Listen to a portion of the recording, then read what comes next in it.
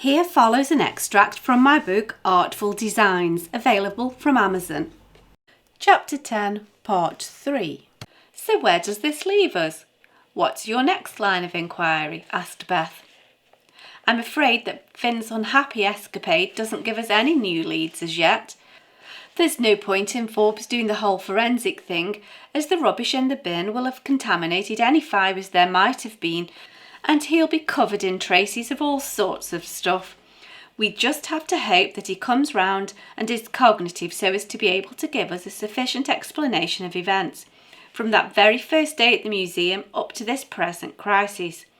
No doubt he'd have been secretive in the normal run of events, but hopefully this will have scared some sense into him, if he gets the chance to learn his lesson.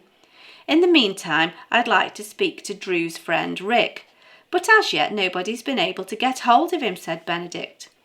Why do you want to speak to Rick? Asked Drew. I can't quite put my finger on it. There are a few things that just don't add up, like his sudden decision to leave the country. There are also a few vague elements that seem to be adding up rather too nicely, I fancy, but I may be getting ahead of myself here. It's just a good old-fashioned hunch I need to lay to rest.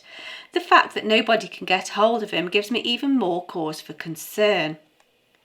You can't seriously think that Rick is responsible for the Constable theft?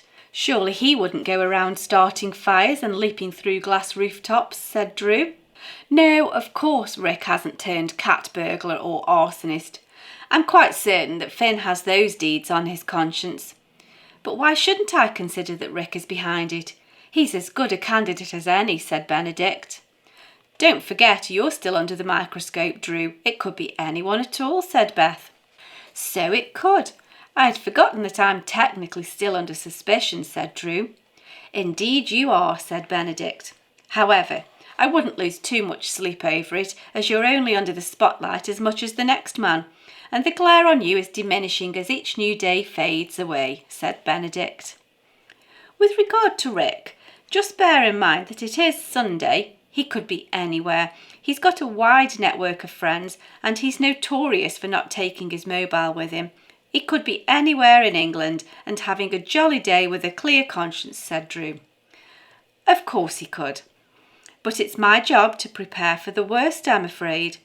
I've set up an all-ports alert in case he has the inclination to make a dash for it, and I've the paperwork in motion for a search warrant to gain entry into his flat and have a very earnest look around, said Benedict. Oh dear, that does sound serious, said Beth. There's more to this than you're letting on, Benji. Never mind, you keep your secret if you must. It's not quite as sinister as you're making out, Beth, said Benedict. I've only set things in motion. I'm not making it a priority yet. I can't request a fully fledged raid based on a mere hunch. I'm not keeping secrets, you know me better than that. I've just got a feeling that our Dutch friend might tie in with a very old case that a colleague of mine is working on. It's nothing more than overlapping circles of coincidence, and I won't besmirch your friend by gossiping until I've solid facts to go on, said Benedict. You're on about the old Turner theft from years ago, aren't you? You're like a TV sleuth, said Drew. How on earth do you know about that? Asked Benedict. Oh, come on, Benji. You know the artistic circles are the worst gossips out, said Drew. What Turner theft? Asked Beth. Don't you dare leave me in the dark. You'll have to tell me now, if Drew knows as much about it anyway. Even if you are wrong, you'll have to explain yourself fully now. It's only fair, pleaded Beth. Benedict sighed and fortified himself with more cake before giving Beth all of the background of the case that DCI Munro was working on. Munro said the trail was suddenly warming up after years of waiting. Once I'd learned that Rick had been at MAG as a student, it didn't take much imagination to join the dots. I don't know the specifics of the case, but the timing fits perfectly. It may just be a series of coincidences, but we all know that's rarely the case.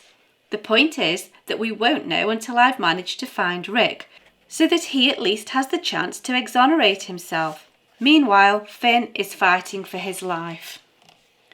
You can't think that Rick is responsible for Finn's injuries. Would he resort to violence and murder? I just can't imagine it, said Drew. Who knows what a person is really capable of when pushed? Although I have to admit that I struggle to imagine Rick beating up a fit young lad and then heaving him into a rubbish bin. Nevertheless, I've seen stranger things, said Benedict. He doesn't look physically strong enough, said Drew. It's quite shocking what a frail body can do when the adrenaline is pumping and the red mist rises. I wouldn't rule him out purely from that perspective, said Benedict. There's no point in sitting here and guessing, said Beth. You're wasting your energy on ifs and maybes. You'll just have to wait and see. You're quite right, Beth, said Benedict. I've already lost my Sunday afternoon, and I'm not going to lose my evening too. I want to see Maddox again in the morning, so I was hoping that I could stay here tonight and speak to him in person instead of driving back tonight and discussing matters over the phone. Is that okay with you, Beth? Of course it is. You know you don't need to ask. So, how are you gentlemen going to finish your evening, said Beth. I was wondering if you both fancied a stroll over to the Badger. The beer in the city pales in comparison with Arthur's ales. His cellar is excellently managed, and I like to give credit where it's due. In this case, the only true compliment is to walk over and buy a pint, said Benedict. You two can go and you can drink my pint for me, said Beth. I'm tired after a long day yesterday and not much rest today. I'll take over your shift on the sofa with Noodle. Drew was already reaching for his shoes, and they were soon walking in the cool evening across the green, laughing at how seriously the croquet crown was taken only one day earlier. The Badger was already bustling, and the two new additions were greeted with a hearty welcome as they walked into the bar. Bobby Maddox looked a little flustered when Benedict entered, torn between wanting to please his temporary boss but not wanting to leave the pleasant company of Henrietta. A quick shake of the head reassured Maddox as Benedict shook his hand and was introduced to Henrietta. Don't worry, we're both off duty tonight, said Benedict.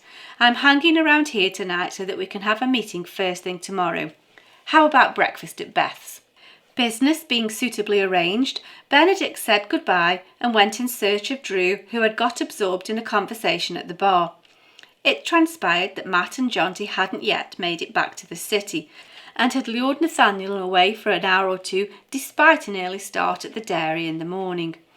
Jonty made moves to buy a round, insisting that he owed his uncle at least one drink after his generosity the previous day. Benedict was inclined to agree. He'd thought that he was prepared for the total, but he was shocked nevertheless at the musician's aptitude to accommodate free beer.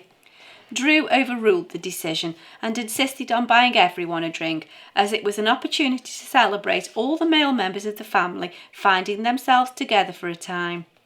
When he returned with a tray of drinks, Jonty and Benedict were already embroiled in debating the various merits and failings of brass band, swing band and wind orchestra. Benedict had so enjoyed his day playing sax with his nephew's band that he was energetically agreeing with everything Jonty said. Unusual as this was, it wasn't a conversation destined to thrill the rest of the party. Drew caught Nathaniel's eye and, with his usual straightforward bluntness, Nathaniel told Jonty to shut up so that folks could talk about topics that people actually care about. The group laughed and occupied their mouths to better purpose by drinking their beer. For the full book of Artful Designs, available in paperback or as an ebook, follow the link in the cards in the description box or find details on my website at sharonbill.com. Thanks for listening.